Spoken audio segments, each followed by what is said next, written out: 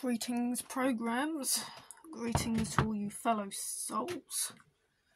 In this video you can see that I'm practically in the middle of a repair job. It's my attempt at repairing a Quickshot Python 5, which is a digital joystick for IBM compatible computers using the DA15 interface. You can see here. There aren't many joysticks of this style for the game port. While there were hundreds and thousands of such joysticks designed for the Commodore Amiga, there weren't many of these made for the IBM, since most joysticks for that platform favoured an all-analog design. So basically this is a joystick very similar to what you would use on an Atari, like Atari 2600 VCS, since the Amiga practically used that design for its joysticks. I bought this joystick for a very, very low price on eBay in the hopes that I could play some Zol 2 or some Turrican 2 on my DOS computer with an Amiga style control interface. And Zol 2 in particular, I don't really like using that game with the joypad. I mean, it's alright, but I prefer joysticks when it comes to playing Amiga games. Actually, generally speaking, joysticks are very good for platformers. But yeah, the fire buttons don't work on this. The directionals do, but the fire buttons don't. I checked the membranes because this one, unfortunately, does happen to be the cheaper rubber dome model rather than the micro-switched one. I couldn't get any response from them. Eventually, I undid the base of the joystick, and it does seem quite apparent that where the fire buttons go to these ports, you see that we've got a white cable there. We've got a few more cables, as a matter of fact. So we've got a white cable there. We have a blue, a white, a green, not green, it's a black, a yellow, and orange. Now it seems that this is not very good, but the connection between the white pin there is threadbare, so I assumed that this was in fact a broken connection. If I tug at that enough with my fingernail, it probably will actually be quite broken. On the other side of the PCB, we will see the actual solder points as to where they actually go. Right there, so they go through that loophole, they go around through the other side of the circuit board, and they hook up to this row of solder joints here. So the idea is that we're going to unsolder these points, have a look at the cable, and see if we can get these properly hooked up again. It's a strange way of going, but you can see that the quality of the cable that they used in building this joystick was perhaps a little questionable. We've got the soldering iron. It should be ready for this by now, as it does heat up quite quickly. Unfortunately, one of the things that's really quite bothersome is that there's a lot of cables, and to actually fully disassemble the plastic shielding you have to unsolder a lot of the cable. So we've got to be very careful with the iron and make sure that we don't leave it somewhere where it's going to melt these plastics. There's a lot of ABS here, which I suppose is something that you would typically expect from an old IBM peripheral, or peripheral for IBM compatibles. So basically it's an Amiga style joystick with all digital inputs, but it will work under DOS. It will just simply work as a 2-button joystick. And you've got your digital directionals that allow you to play your Atari or Amiga style ports, like Turrican 2. Turrican 2 the Final Fight got a really nice port to the PC. Just trying to find my brain, or dare I say, trying to find out how we're going to have this set up so we can get to these soldering joints.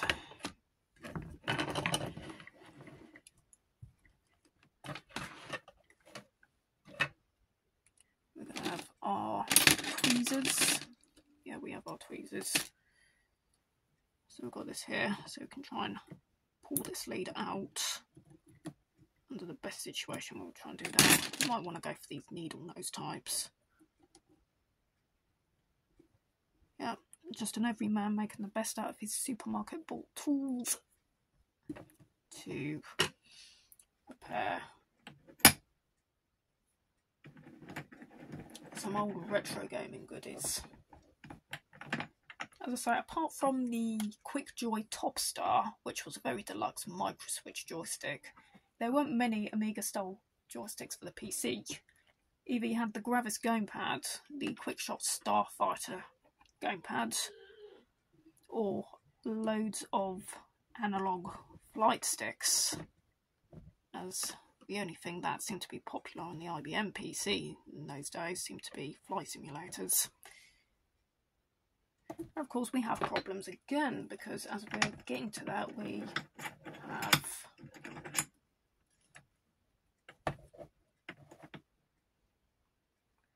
this plastic shaft that keeps leaning up against there, and that's right where we're trying to get to this soldering point. Excuse me if that sounded lispy. Just trying to get this thing to stay out of the way, whilst also making sure that I don't end up sounding like a really angry person. Looks like they could do with some anger management.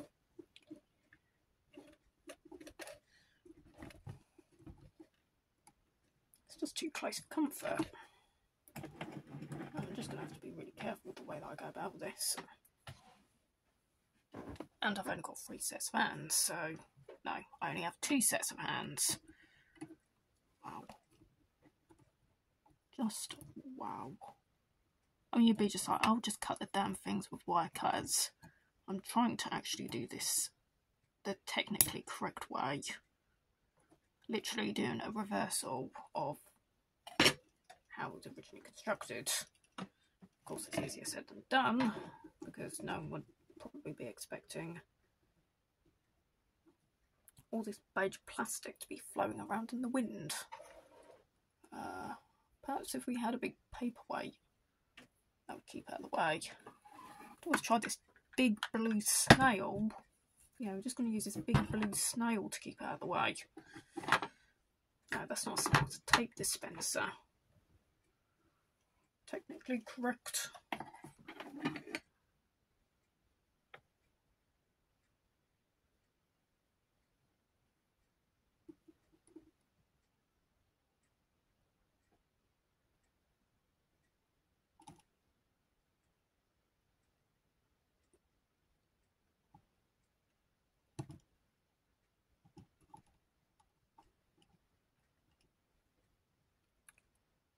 It does appear that we've got it out to a certain degree.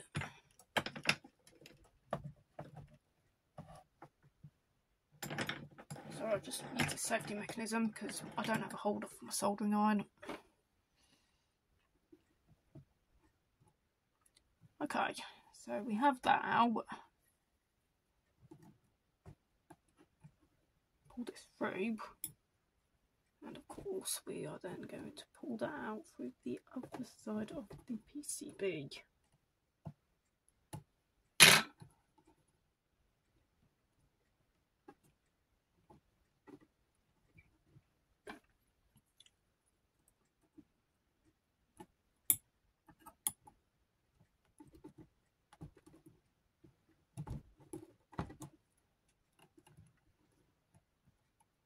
One of the things that I might want to do also is to actually give this PCB a good clean. So I'm going to undo these other wires so I can just separate that, and that will just make it a lot easier for me to clean the contacts, because they also look a bit grimy, and I think that is affecting the membrane contacts in a roundabout way. So I'm just going to repeat this procedure of desoldering these terminals.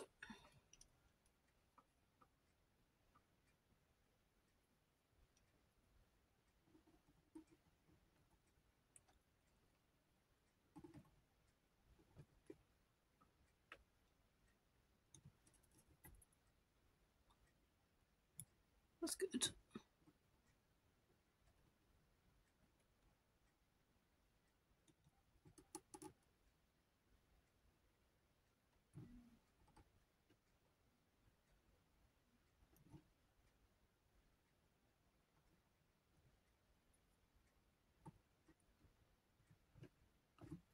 When I get that slippery, you need to use some textured grips.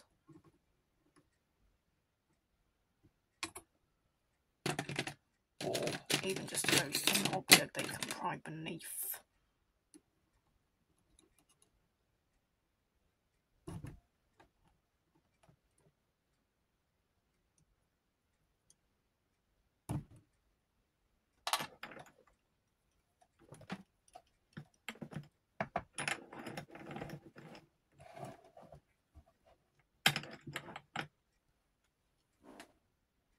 At which point, once you've gotten those 5 terminals desoldered, you can just hook them through there, and you realise that you've got most of the joystick shaft off.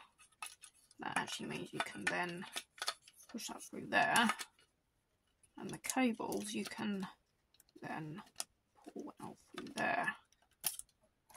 There we go. So we have the top of the base and the main shaft for the handle.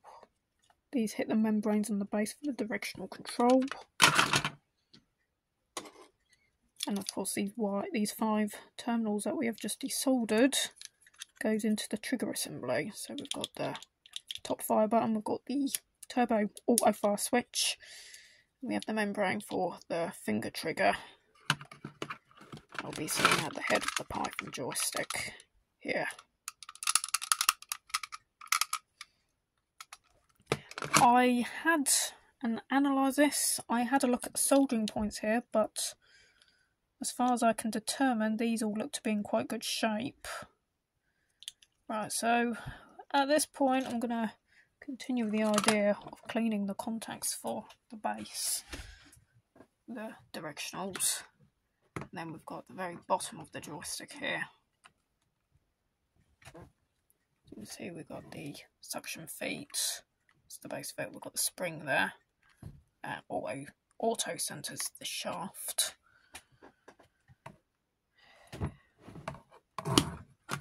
Any competent games player should know how to repair a joystick. If your gun jams in battle, learn to repair it.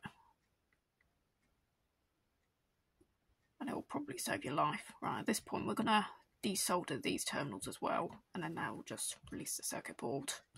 So now we are going to desolder these 4 points. We've got the orange, the black, the brown and the green that goes in here.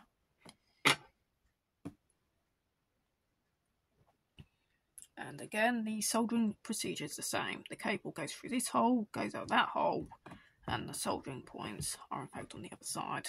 This is actually quite a good construction mechanism because it reinforces the cable in place. So instead of it just hanging at the soldering point, you've actually got parts of the circuit board holding the wire before the actual soldering point. So there's no strain on the actual solder contacts. Right, with these points being desoldered, as we have here, you see the desoldered points on the flip side. We've got the 5 that we undone here earlier. Now we've got these ones here. You see, you can just thread these cables out of the holes.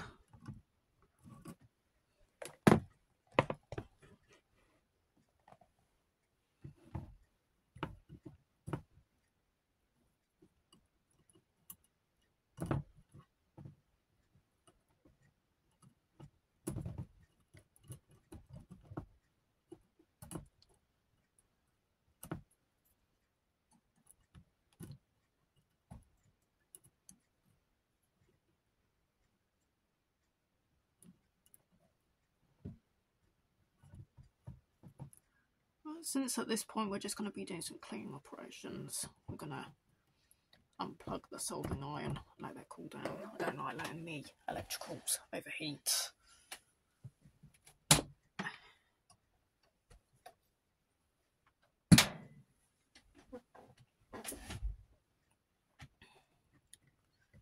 see, we'll get the cables to come away from that.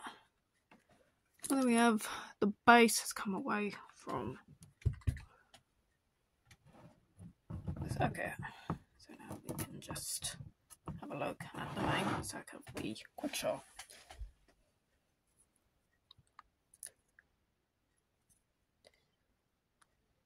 I believe it came out the same year, if not, it actually predates the graphics gamepad as an all-digital control solution for MS-DOS PC games.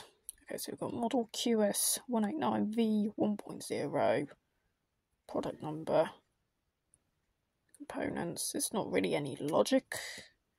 There's no analog to digital converters, since practically all you're actually doing with these digitals is you're just getting a 100% signal going in one direction, or 0 just goes from one extreme to another. So you have a few transistors, but it doesn't require anything more sophisticated than that to convert the digital switches into an analog signal that the IBM will understand. Here we have the contacts. As I mentioned earlier, this is the cheaper rubber dome version. The original Amiga version of the Python, the Python 1, came with rubber domes. I think it came out in 1986, the original Amiga version.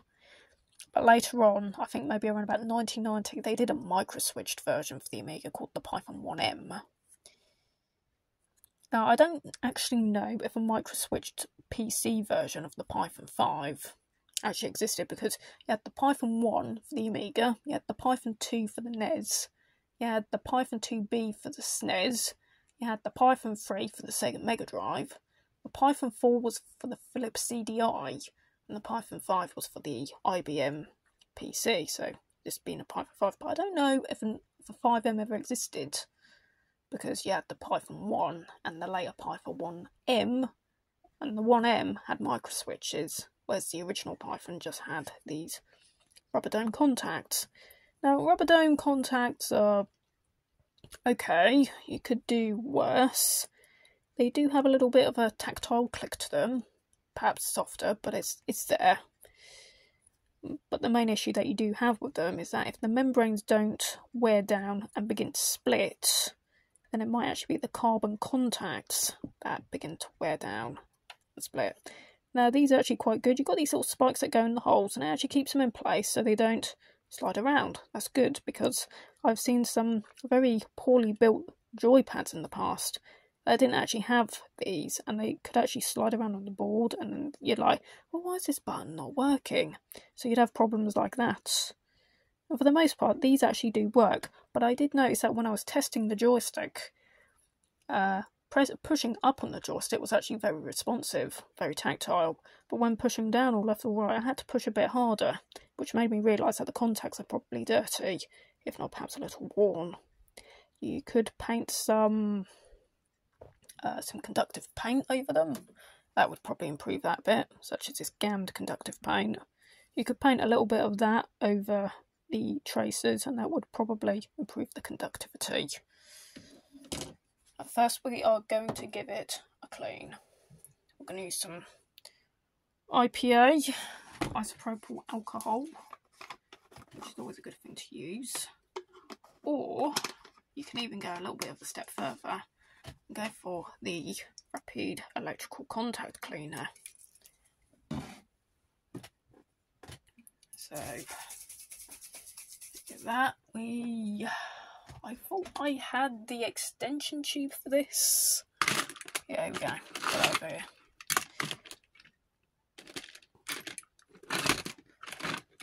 So I've got this big tray of junk, and I'm using it to keep all the components, as well as a lot of different tools and prying implementations. Put that in there.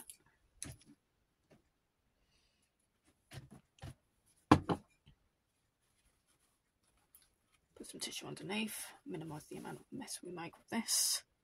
A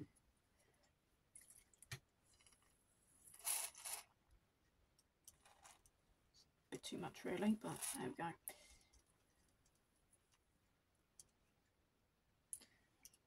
It's a bit like the Prince of Darkness trying to bake fairy cakes. Or the Prince of Darkness becomes a computer technician. Which is kind of a funny thought in itself, I suppose. So we'll just put that there. Allow to work.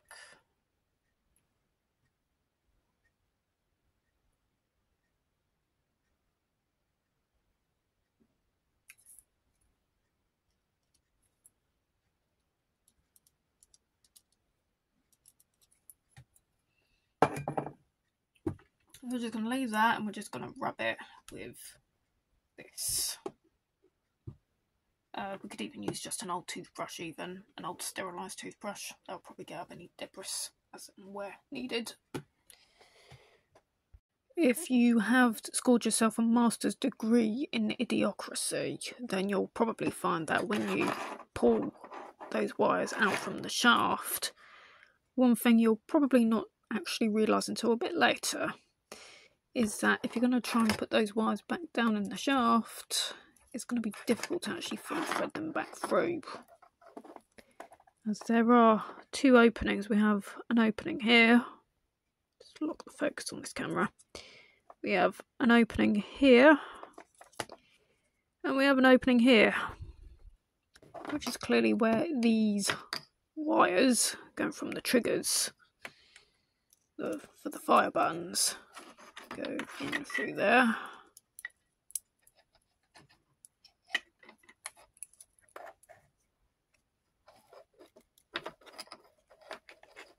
And you'll find that two are threaded through there, but the other two have not.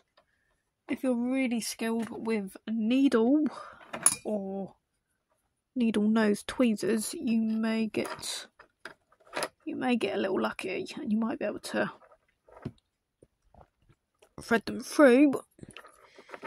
Again though, that's going to be quite dependent on your skill set. Mine are not very good for the most part.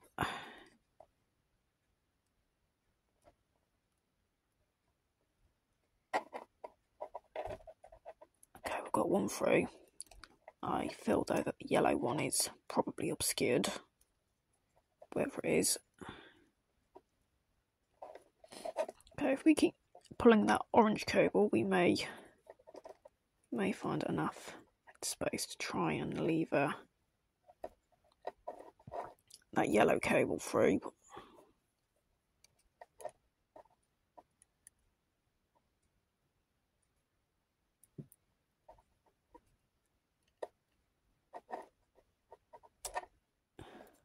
Okay, nearly there. And we have it. It's tricky this part, but it can be done. You have your two cables, well, on each side, totaling 4. Okay, so this is how we are going to reassemble the pistol group. We have two parts of the circuit board. We have the top fire button here, which is operated by the thumb, and we have the finger trigger here. We have this side of the pistol grip.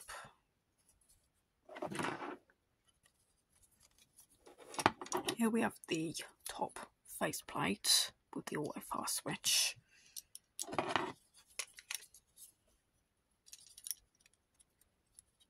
Quite simply be placed here. But before we put that back into place, we will want to reassemble the what we might call the actual trigger assembly for this part.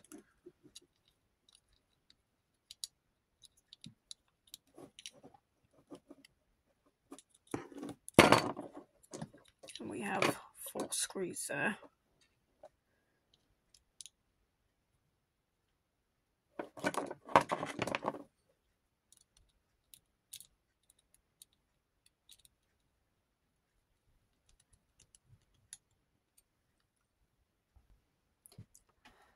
Once we have put all 4 of these screws back into place here, we'll find the other side of the grip, which has the trigger. some plastic hinges. The hinges go on a metal bar, which is a neat step because the much higher quality Quickjoy Top Star actually had an all plastic shaft, which caused it to break. That was that's actually a sign of some solid construction on Quickshot's part. So we put that in there, we put the trigger in here. We will place the thumb mounted fire button here. So then you can see the semblance of how the Python should look when fully reassembled.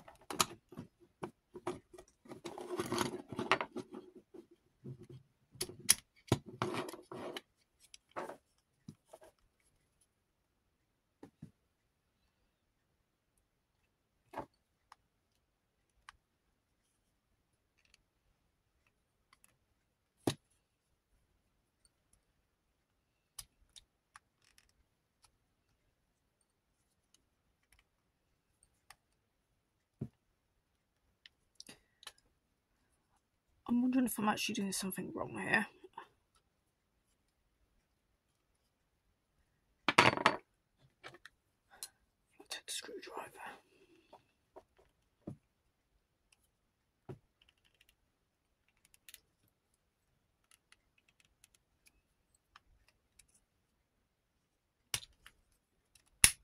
There we go. We have that in like that. Control needs to be remounted. There we go. So that's all that reassembled into place. And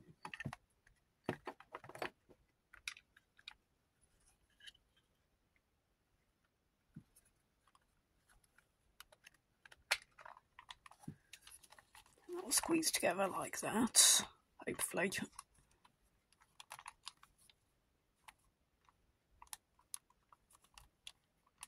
With a bit of luck. There's a lot of spacing in the finger trigger, so I'm going to investigate that and find out what's going on there. Screw thread there. Let's, push that into place.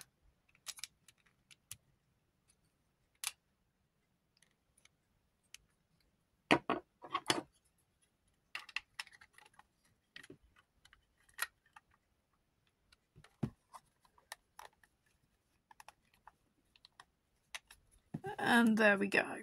And we'll just have 3 screws that go in here.